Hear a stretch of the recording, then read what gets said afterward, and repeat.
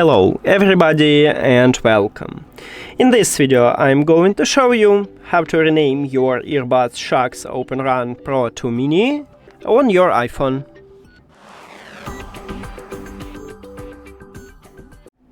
You have to start by open Settings and then go to the Bluetooth.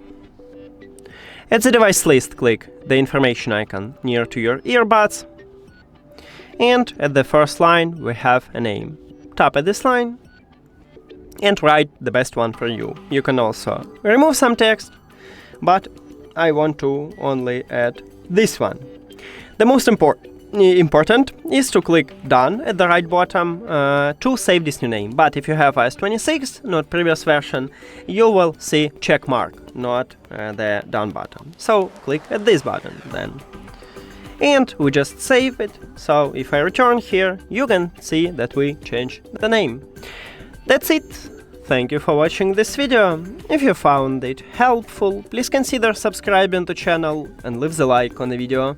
See you later!